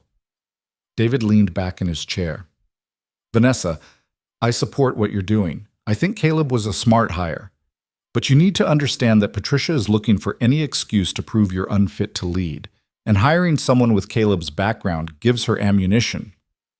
So what am I supposed to do? Fire him? No. You build a case for why he's the right person for the job. You document every contribution he makes, every insight, every catch, and when Patricia brings this to the board, you bury her in evidence. Vanessa sat down. How much time do I have? The next board meeting is in 3 weeks. That's not a lot of time. Then you'd better make it count. Over the next 3 weeks, Vanessa watched Caleb work with a focus that bordered on obsessive. She asked Lisa to copy her on every report he reviewed, every question he asked, every discrepancy he flagged. And there were a lot of them. Caleb didn't approach financial reports the way the finance team did. He didn't look at numbers as abstract data points. He looked at them as representations of real things: buildings, inventory, people, time. And when something didn't match up with what he knew about those real things, he asked questions. 2 days into his first week, he flagged a depreciation schedule for the company's fleet of delivery trucks that didn't account for the fact that half the trucks had been sold the previous quarter. The error was small, only about $30,000, but it would have compounded over time. A week later, he caught a payroll discrepancy where a contractor had been accidentally classified as a full-time employee, resulting in overpayment of benefits. Another small error, but another catch. By the end of the second week, Caleb had identified 9 separate issues, none of them catastrophic on their own, but all of them proof that the system still had holes. Vanessa compiled everything into a report and sent it to David. His response was immediate. "This is good. Keep going." On the day of the board meeting, Vanessa arrived early and set up her presentation in the conference room. She'd printed copies of Caleb's report for every board member and made sure the data was airtight. Patricia arrived exactly on time, as always, and took her seat across from Vanessa. The other board members filtered in slowly, and by 9 o'clock everyone was seated. David called the meeting to order. First item on the agenda is a review of the new internal oversight hire, Caleb Turner. Patricia, I believe you requested this discussion. Patricia nodded. Thank you, David. I want to raise concerns about Mr. Turner's qualifications for the role he's been given. While I appreciate that he identified the data error that led to the bankruptcy reversal, I don't believe that qualifies him to oversee financial reporting on an ongoing basis. Sharon Yu spoke up. I agree. No offense to Mr. Turner, but he doesn't have the credentials or experience for this kind of role. It sets a concerning precedent. Vanessa waited for them to finish, then slid the reports across the table. Over the past 3 weeks, Caleb has identified 9 separate financial discrepancies that our existing systems missed, Vanessa said. These errors ranged from incorrect depreciation schedules to payroll classification mistakes. Individually, they're small. Collectively, they represent exactly the kind of systemic oversight failures that led to the bankruptcy filing in the first place. Richard picked up the report and started flipping through it. These are all legitimate catches? Every single one, Vanessa said, and they were all missed by our credentialed finance team. Patricia's jaw tightened. That doesn't prove he's qualified. It proves our finance team needs better training. It proves both, Vanessa said. But it also proves that credentials aren't the same thing as competence. Caleb sees things differently because he's not looking at the world through the same lens as everyone else in this company. That's exactly what we need. David leaned forward. Patricia, you've argued that Vanessa's leadership is a liability because she missed the data error. But now you're arguing that the person who caught that error isn't qualified to help prevent future errors. You can't have it both ways. Patricia's expression remained neutral, but Vanessa could see the frustration beneath it. I'm arguing that we need qualified professionals in positions of oversight. That's not an unreasonable standard. And I'm arguing that we need people who are effective regardless of their resume, Vanessa said. Caleb is effective. The data proves it. The room was silent for a moment. Kenneth Liu, who'd voted against Vanessa in the no-confidence vote, spoke up. I'd like to see how this plays out over the next quarter before making a judgment. If Mr. Turner continues to add value, we keep him. If not, we revisit. David nodded. That sounds reasonable. All in favor? 7 hands went up. Patricia didn't raise hers, but she didn't object either. Motion passes, David said. Caleb Turner remains in his current role, subject to review in 3 months. When the meeting ended, Vanessa packed up her materials and headed back to her office. She felt exhausted, but something close to victorious. She'd bought Caleb 3 months. It wasn't perfect, but it was enough. Later that afternoon, she stopped by Caleb's office. He was sitting at his desk, reviewing a spreadsheet on his computer, a cup of coffee growing cold beside him. Got a minute? Vanessa asked. He looked up. Yeah, what's up? The board meeting. They approved keeping you on for another quarter. Caleb nodded slowly. That mean they wanted to fire me? Some of them did. Patricia? How'd you know? She stopped by last week, asked me a bunch of questions about my background. It felt like an interrogation. Vanessa frowned. She came here? Yeah, didn't you know? No. Vanessa felt a flash of anger. What did she ask? Where I went to school, what kind of training I had, why I thought I was qualified for the job. I told her the truth, that you hired me because I caught the error and because you wanted someone who thought differently. Caleb paused. She didn't seem convinced. She's not going to be, but as long as you keep doing good work, she can't touch you. Caleb looked at her. What happens in 3 months if I don't find enough stuff to justify keeping me around? Then we'll deal with that when it happens. But Caleb, you've already found 9 issues in 3 weeks. At that rate, you'll have 30 by the end of the quarter. That's more than enough. He didn't look reassured. Hey, Vanessa said. You're doing great. Don't let Patricia get in your head. I'm not. I just don't want to let you down. Vanessa felt something tighten in her chest. You won't. That evening, Vanessa stayed late again, working through a backlog of emails and approvals that had piled up during the board meeting. It was nearly 8 when her phone rang. It was Martin. "Have you seen the news?" he asked. Vanessa's stomach dropped. "What news?" "Bloomberg just published a piece about the board meeting. Someone leaked details about the discussion over Caleb's hire." Vanessa pulled up the article on her laptop. The headline read, "Hart Global Board Divided Over CEO's Controversial Hire." She skimmed the article, her anger building with every paragraph. It was clear the leak had come from Patricia or one of her allies. The quotes were too specific, too pointed. "This is unbelievable," Vanessa said. "It gets worse," Martin said. "They're framing it as evidence that you're making reckless decisions to cover up your own failures." Vanessa closed the laptop. "I need to respond." "No, you don't. Responding just gives the story more legs. Let it die." "Martin, Vanessa, trust me on this. You respond, and it becomes a back and forth. You stay silent, and it's just noise." Vanessa wanted to argue, but she knew he was right. "Fine, but I'm not going to forget who leaked this." "Neither will I." When she hung up, Vanessa sat in the dark office, staring out the window at the city lights below. She felt like she was fighting a war on two fronts, trying to rebuild the company while simultaneously defending herself from people who wanted her gone. It was exhausting, and it was only going to get harder. The next morning, Vanessa arrived at the office to find Caleb waiting outside her door. "We need to talk," he said. Vanessa unlocked her office and gestured for him to come in. "What's going on?" Caleb closed the door behind him. "I saw the Bloomberg article." "Yeah, that was ugly. It's about me. It's about Patricia trying to undermine me. You're just caught in the middle." Caleb shook his head. "Vanessa, I don't want to be the reason you lose your job." "You're not." "But what if I am? What if keeping me around gives Patricia the ammunition she needs to get rid of you?" Vanessa looked at him. "Then I'll deal with Patricia. But I'm not firing you because she's playing politics." "Maybe you should." Vanessa stood. "Caleb, listen to me. You were hired because you're good at this, because you see things other people don't. That's not going to change because Patricia leaked a story to Bloomberg." "But no, I'm serious. You're staying. End of discussion." Caleb stared at her for a long moment, then nodded. Okay. He left, and Vanessa sat back down, feeling the weight of the decision settle over her. She knew keeping Caleb was the right thing to do, but she also knew it was going to cost her. The question was how much. Over the following weeks, the tension inside Hart Global became almost unbearable. Patricia continued her quiet campaign against Vanessa, sending pointed emails and making thinly veiled comments during meetings. The press kept circling, looking for any new angle on the bankruptcy story. And Vanessa kept working, kept pushing, kept trying to prove that she could lead the company through the crisis. But the cracks were starting to show. One afternoon, she snapped at Jessica over a scheduling conflict that didn't matter.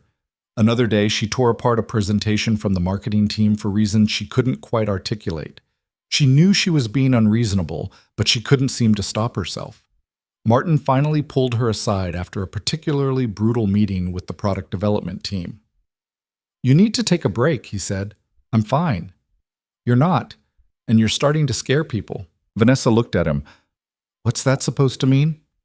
"It means you're pushing too hard.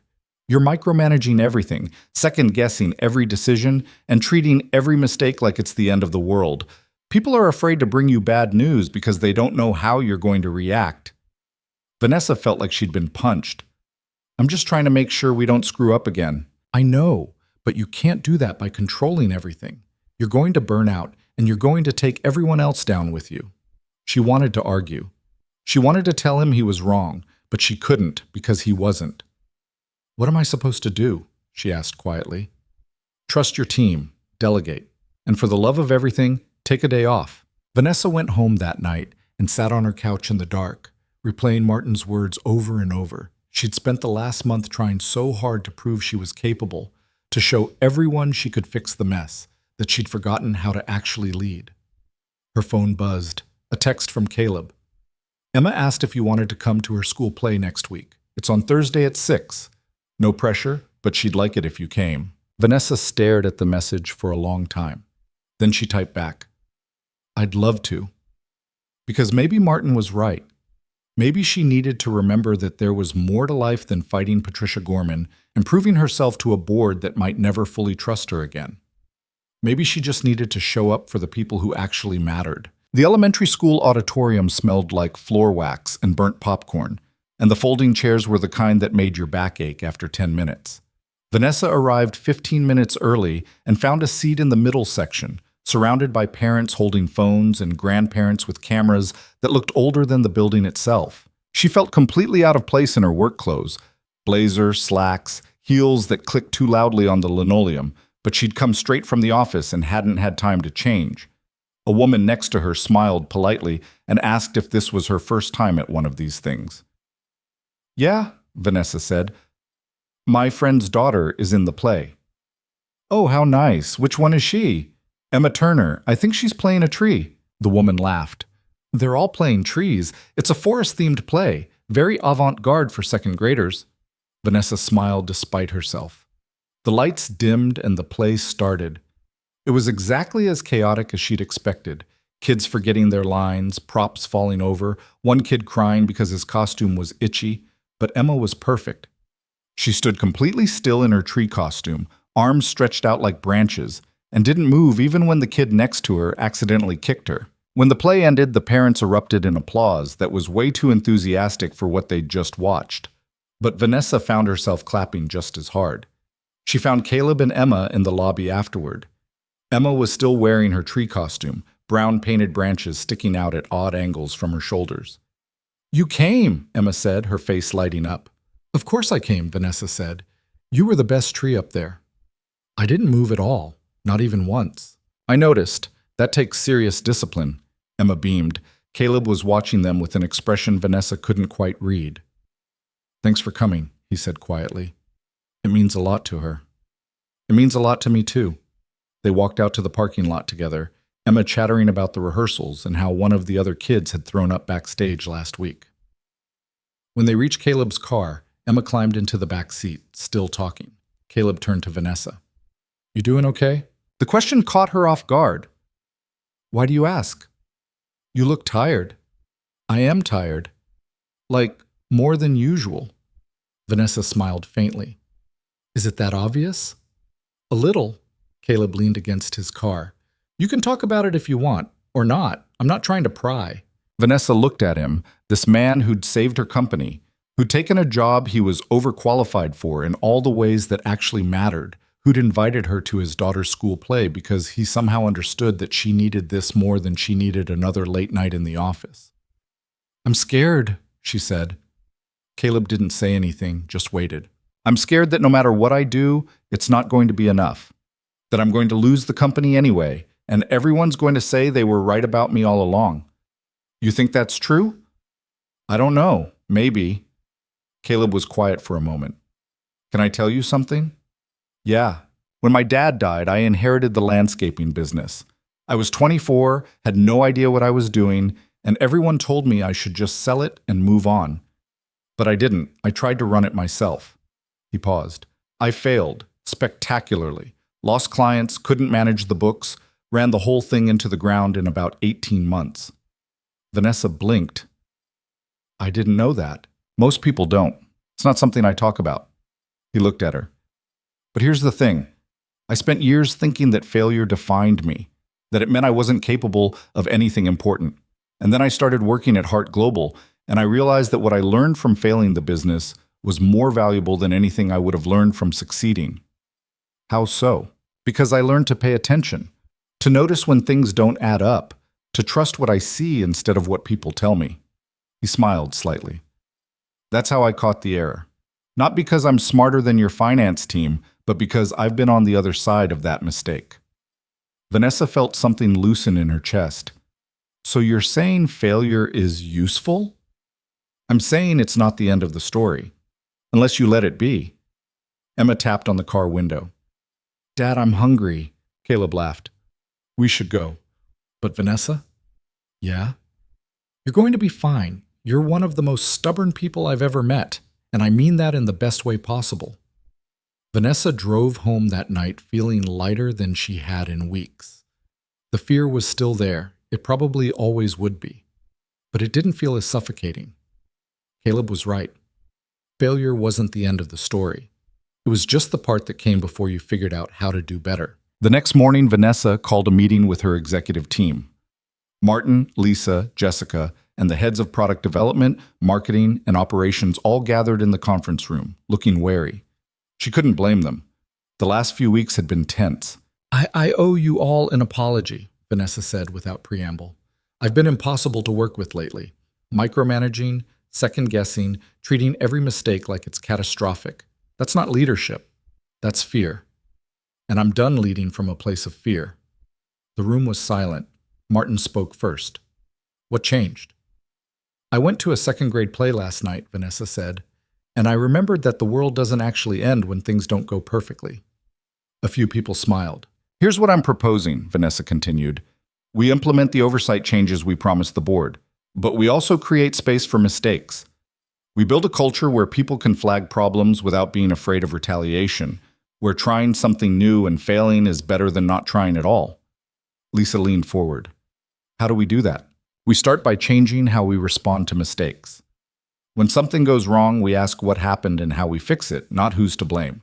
And we make sure everyone in this company knows that speaking up is not just allowed, it's expected. The head of marketing, a woman named Rachel Torres, spoke up. That sounds great in theory, but how do you actually make people believe it? By proving it, Vanessa said. Starting with me. I'm going to start holding monthly open forums where anyone in the company can ask me anything. No filters, no pre-screened questions, just transparency. Martin looked skeptical. That's risky. Good. We need more risk that actually matters.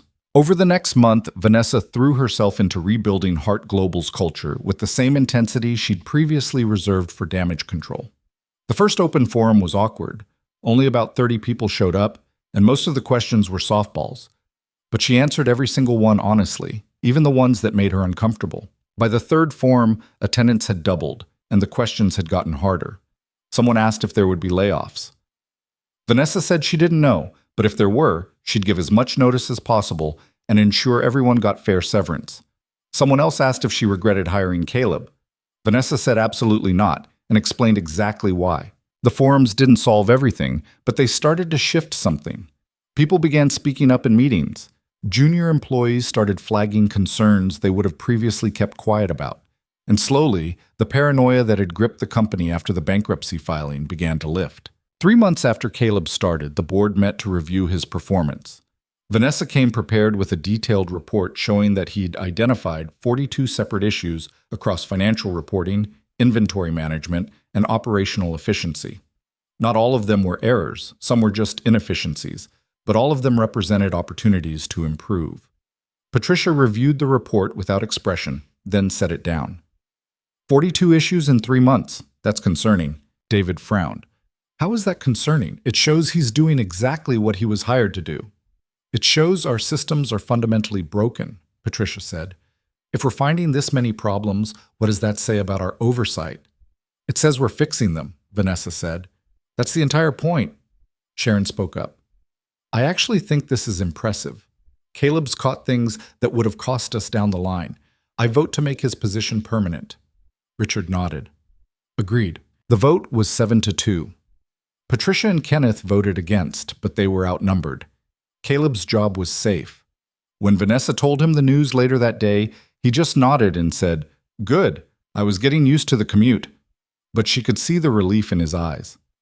That evening, Vanessa was packing up to leave when Martin knocked on her door.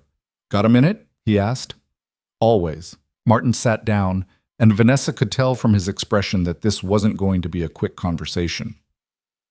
I've been offered a job, he said, CFO position at a tech company in Austin. They're growing fast, solid funding, good team. Vanessa felt her stomach drop. Are you going to take it? I don't know. That's why I'm here. Martin leaned back. I love this company. I've been here almost since the beginning, but Vanessa, the last few months have been brutal. The bankruptcy filing, the constant fighting with Patricia, the uncertainty. I'm exhausted. I know. And I'm not sure it's going to get better. Patricia's not going away. The board is always going to be watching for your next mistake. I don't know if I have the energy for that. Vanessa nodded slowly. I understand. Martin looked surprised. You're not going to try to convince me to stay? I want you to stay. You're one of the best people I've ever worked with, and I trust you completely, but I'm not going to guilt you into staying somewhere that's making you miserable. Martin was quiet for a long moment. Can I think about it? Take all the time you need. 2 weeks later, Martin told her he was leaving. It hurt more than Vanessa expected, but she meant what she'd said. She wasn't going to make him feel bad about choosing himself. She threw him a going-away party in the break room, and nearly the entire company showed up. People gave speeches about Martin's contributions, shared stories, and generally made him tear up multiple times. When it was Vanessa's turn to speak, she kept it short. Martin taught me that being a good leader doesn't mean having all the answers. It means surrounding yourself with people who do. I'm going to miss him, but I'm grateful he was here when we needed him most. The room erupted in applause, and Martin wiped his eyes and mouthed, "Thank you," across the crowd. After he left, Vanessa promoted Lisa to CFO. Lisa was terrified and said so repeatedly, but Vanessa told her the same thing Caleb had told her. Fear wasn't the end of the story unless you let it be. 6 months after the bankruptcy filing, Hart Global held its quarterly earnings call. The numbers weren't spectacular, but they were solid. Revenue was up slightly, expenses were down, and the stock price had recovered about half of what it lost during the collapse. More importantly, the company felt different. People seemed less afraid. Teams were collaborating more openly. And the stream of small issues that Caleb and others were flagging meant problems were being caught early instead of festering into crises. During the Q&A portion of the earnings call, an analyst asked Vanessa about the cultural changes she'd implemented and whether they were sustainable. "I think the better question is whether we can afford not to sustain them," Vanessa said. "The bankruptcy filing happened because we built a system where only certain voices were heard and only certain perspectives mattered. We're fixing that, not because it's easy, but because it's necessary." The analyst seemed satisfied with that answer. After the call, David stopped by Vanessa's office. "That went well," he said. "Better than expected." David sat down. "I wanted to give you a heads up. Patricia's been talking to some of the other board members about stepping down." Vanessa looked up sharply. "Stepping down from the board?" "Yeah. She's frustrated that she doesn't have enough support to push through the changes she wants. I think she's finally realizing that you're not going anywhere." Vanessa didn't know how to feel about that. Relief, mostly, but also something like sadness. She'd never liked Patricia, but she understood her. They were both people who believed in control, in certainty, in the idea that if you just worked hard enough and planned carefully enough, you could avoid disaster. The difference was that Vanessa had learned that wasn't true, and Patricia hadn't. "When is she leaving?" Vanessa asked. "End of the quarter, most likely. She'll announce it at the next board meeting." "Should I say something to her?" David shrugged. "That's up to you." Vanessa thought about it for a long time. Finally, she sent Patricia an email. "I heard you're stepping down. I wanted to thank you for your service to the company. We didn't always agree, but I respect that you were always fighting for what you thought was right. I hope your next venture goes well." Patricia's response came 2 hours later. "Thank you. For what it's worth, I hope I was wrong about you." It wasn't warm, but it was honest. Vanessa could respect that. On a Saturday morning in early spring, nearly 9 months after the bankruptcy filing, Vanessa stood in the lobby of Hart Global and looked around. The company logo was back on the wall. Employees were coming in for a weekend hackathon the product team had organized. Someone had brought donuts. It looked like a company that was going to survive. Caleb walked in with Emma, who was wearing a backpack covered in unicorn stickers. He'd mentioned he was bringing her to the office for a few hours while he finished up some work. "Morning," Caleb said. "Morning." "Hey, Emma." Emma waved. "Hi, Ms. Hart. You can call me Vanessa, you know." "My dad says I should call adults by their last name." Caleb shrugged. "Old-fashioned, I guess." Vanessa smiled. "Ms. Hart is fine." Emma looked around the lobby with wide eyes. "This place is really big." "It is. You want to see my office?" Emma nodded eagerly, and the three of them took the elevator up to the executive floor. Emma was fascinated by everything: the windows, the conference rooms, the fancy coffee machine that Vanessa had never actually learned how to use properly. When they got to Vanessa's office, Emma walked straight to the window and pressed her nose against the glass. "You can see everything from here," she said. "Pretty much. Do you like working here?" Vanessa thought about it. Most days, yeah. What about the bad days? On bad days, I remember why I'm doing it. Emma turned around. Why are you doing it? Vanessa glanced at Caleb, who was watching her with quiet curiosity. Because I want to build something that matters, Vanessa said. Not just a company that makes money, but a place where people can do good work and feel like they're part of something bigger than themselves. Emma seemed to consider this. That sounds nice. It is. When it works. Later, after Caleb and Emma had left, Vanessa sat at her desk and pulled out the list of 17 process failures she'd taped to the wall 9 months ago. She looked at it for a long time, then took it down and put it in a drawer. Not because the problems were solved, there would always be problems, but because she didn't need the reminder anymore. She knew what she'd almost lost. She knew what it had cost to get it back. And she knew that the real work wasn't preventing failure. It was making sure that when failure came, and it would come, there would be people like Caleb Turner willing to speak up, and people like her willing to listen. On Monday morning, Vanessa called another all-staff meeting. Nearly 300 people showed up this time, filling the event space and spilling out into the hallway. I wanted to give you an update on where we are, Vanessa said. 9 months ago, we filed bankruptcy based on information we thought was accurate. It wasn't. We corrected course, and since then we've been working to rebuild not just our finances, but the way we operate as a company. She paused, looking out at the crowd. I'm not going to stand here and tell you everything is perfect. It's not. We still have challenges, we still make mistakes. But I will tell you this, we're building something different here. A company where speaking up is valued more than staying quiet. Where catching mistakes is celebrated, not punished. Where the best idea can come from anywhere, not just the people with the fanciest titles. A few people nodded. That's not easy to do. It requires all of us to let go of the idea that we need to look like we have all the answers. It requires humility. It requires trust. But I think it's worth it. She looked around the room, making eye contact with as many people as she could. I don't know what the next year is going to look like. I can't promise we won't face more challenges, but I can promise that we'll face them together, and that's not nothing. The applause started slowly, then built into something louder. Not thunderous, not overwhelming, but real. When the meeting ended, people lingered, talking to each other instead of rushing back to their desks. Vanessa watched them and felt something she hadn't felt in a long time. Hope. That evening, Vanessa went home, changed into sweatpants and a t-shirt, and ordered takeout. She ate it on her couch while watching a mindless cooking show, and she didn't check her email once. Her phone buzzed with the text from Jessica. Proud of you, boss.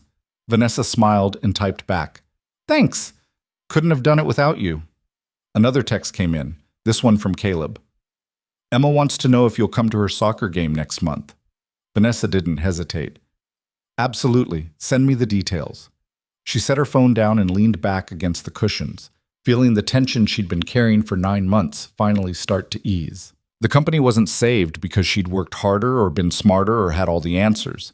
It was saved because one person had been willing to walk across a parking garage and say, "You missed this number," and because she'd been willing to listen. That was leadership. Not having all the answers, but making sure the next truth wouldn't have to fight so hard to be heard. Vanessa thought about the lobby. The same lobby where she'd stood 9 months ago, watching employees leave with boxes in their arms and silence in their eyes. It looked different now. It felt different. Not because the space had changed, but because what it represented had. It wasn't the empire she'd built. It was the company she was still building. One conversation at a time. One mistake at a time. One person brave enough to speak up at a time. And maybe that was the point. Maybe the thing worth saving wasn't the billion-dollar valuation, or the Forbes cover, or the certainty that came with being right all the time.